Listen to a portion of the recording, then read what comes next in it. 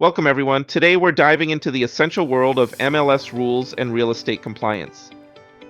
This session is designed to equip you with a comprehensive understanding of the standards that govern our profession, ensuring you navigate listing requirements, buyer representation agreements, and critical compliance standards with confidence.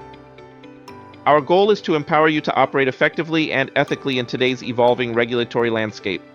As a quick reminder, don't forget to download a copy of this presentation from my training website so you can follow along this video, write notes and reminders, and study it afterwards.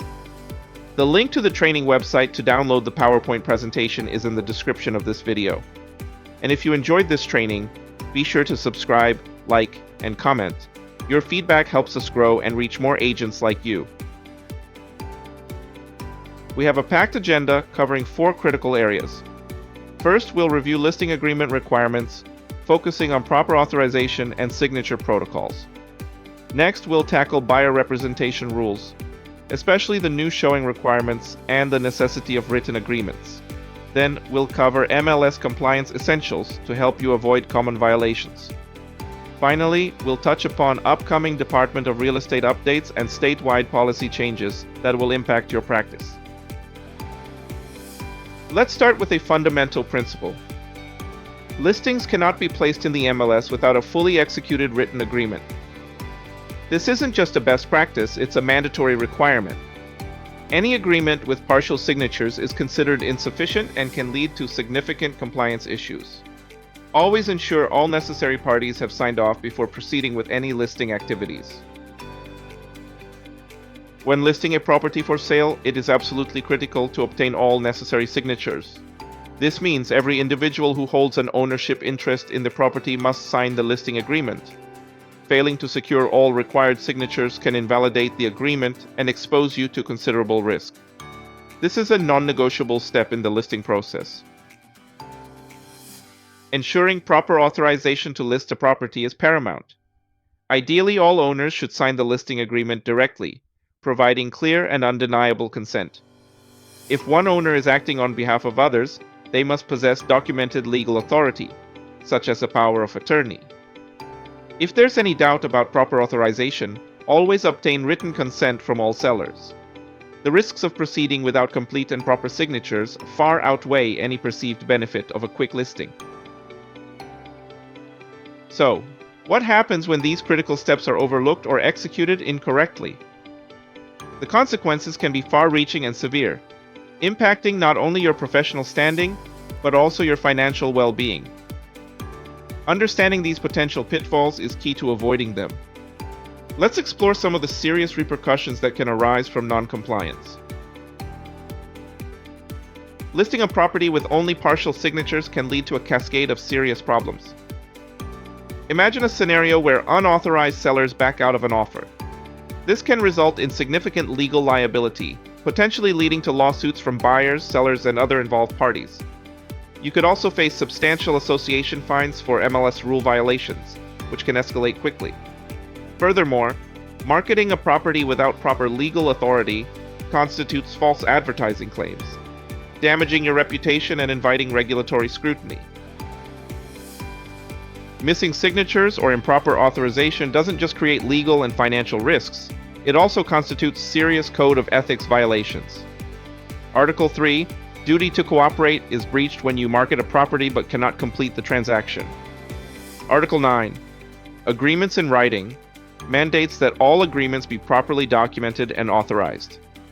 Listing without proper authorization demonstrates a lack of professional competence under Article 11.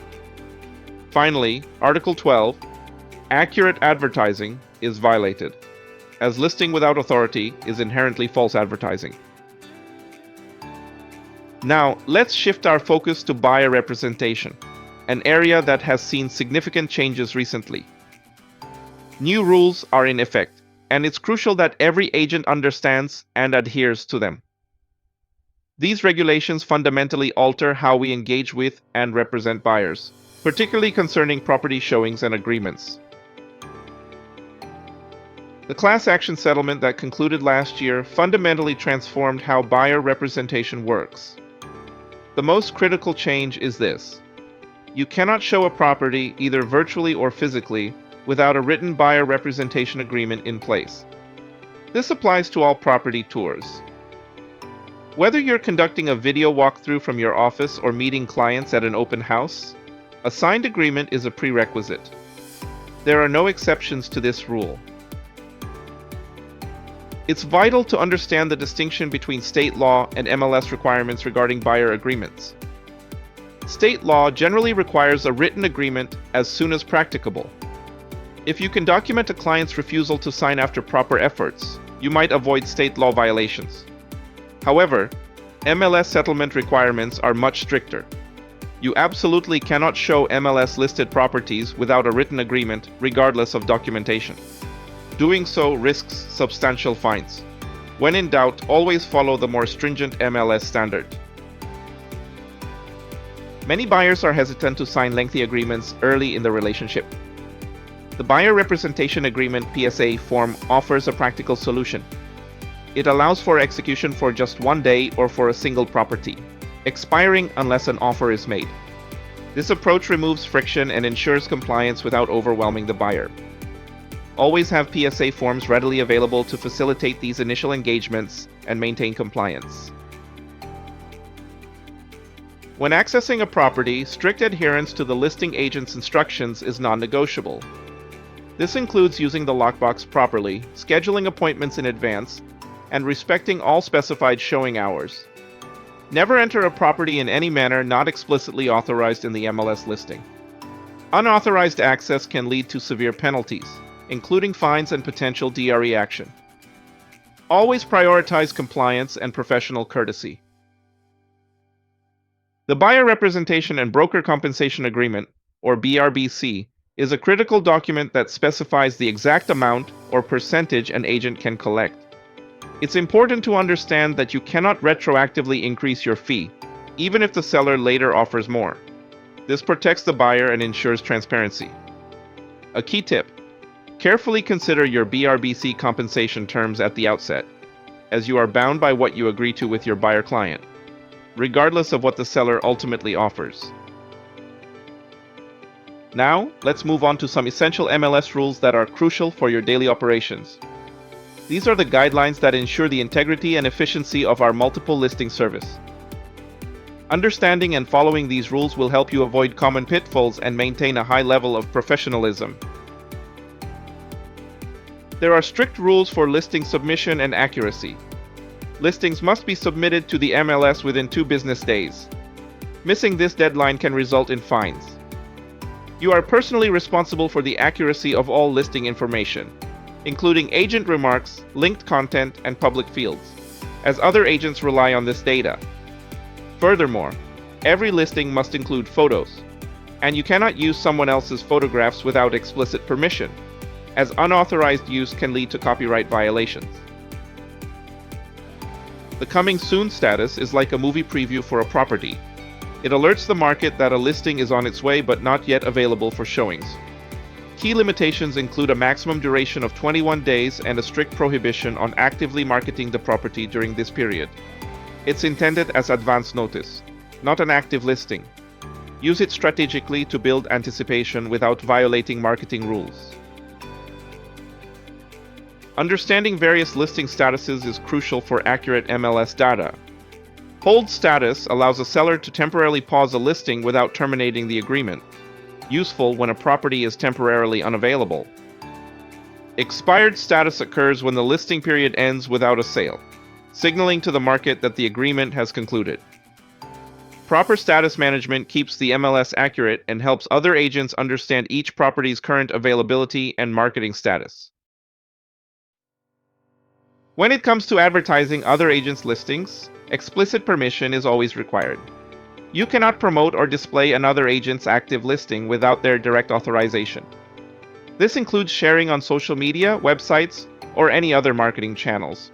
Always ensure you have proper authorization procedures in place to avoid compliance issues and maintain professional courtesy within the real estate community. When a listing agent is unresponsive, it's important to proceed carefully and within professional guidelines. Begin by making good faith efforts to reach the agent directly through phone calls, emails, and text messages, ensuring your communication is clear and courteous. If you do not receive a response within 24 hours, escalate the matter by contacting the agent's broker, who is responsible for supervising their agents and can often help facilitate communication. Throughout this process, document all attempts to reach both the agent and broker, noting dates, times, and methods used, as this record will protect you and demonstrate that you acted in good faith. Direct contact with the seller should only be considered after exhausting broker channels and reviewing the rules governing such situations in your jurisdiction. If permitted, keep communication limited, professional, and focus strictly on the transaction.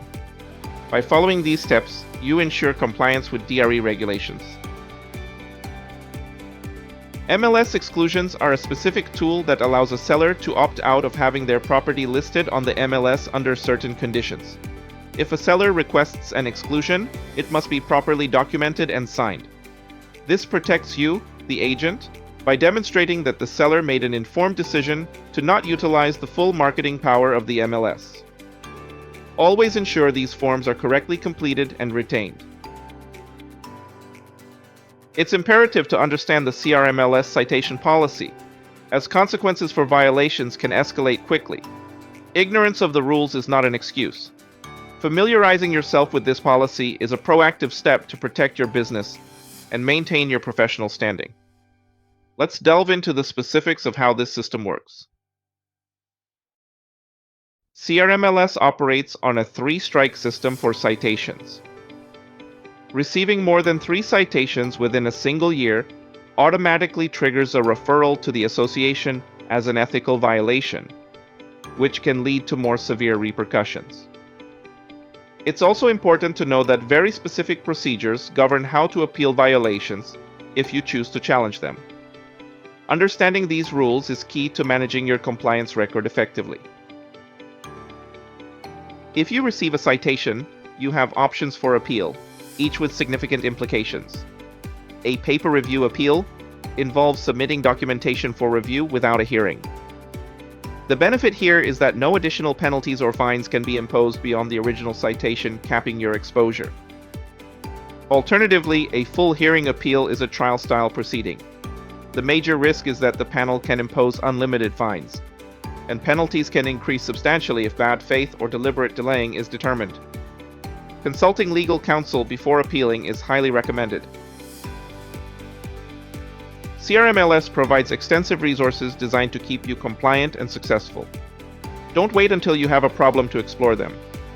You can find complete rules posted online, marketing advisories for advertising compliance, and regular updates on policy changes. Direct access to compliance staff is also available. Jeff Smetana, the attorney heading compliance, is known for working with agents to resolve issues, so utilize these valuable resources. Looking ahead, the Department of Real Estate is preparing for significant changes that will impact our industry in 2026. Staying informed about these upcoming regulations is crucial for proactive compliance and adapting your business practices. Let's briefly touch on what's on the horizon. Effective January 1st, new regulations are implementing mandatory written buyer agreements. This is a significant shift. We'll see changes impacting written agreement requirements, open house protocols, and the fundamental nature of agent-buyer relationships. More detailed coverage of these regulations will be provided in next videos once the final rules are officially published. Be prepared for these immediate shifts. The 2026 regulatory landscape will focus on 3 major areas. First, artificial intelligence regulations will address concerns about data gathering, privacy, fiduciary duty, and information accuracy in AI tools. Second, broker supervision requirements will mandate training as part of broker duties, with no exemptions for independent contractors. Third, digital photography disclosures will require specific disclosures for any modified digital photographs in MLS listings or advertising, covering edited images, enhanced photos, and virtual staging. Another area under scrutiny involves escrow disbursement issues. Forthcoming regulations are expected for escrow companies, aiming to enhance transparency and accountability in the handling of funds. These changes will likely impact how transactions are closed and how funds are released, so staying informed about these developments will be important for smooth closings. Never lose sight of this fundamental principle. Your duties to your client come first and foremost. MLS rules, DRE regulations, and association standards all exist to protect consumers and ensure professional conduct.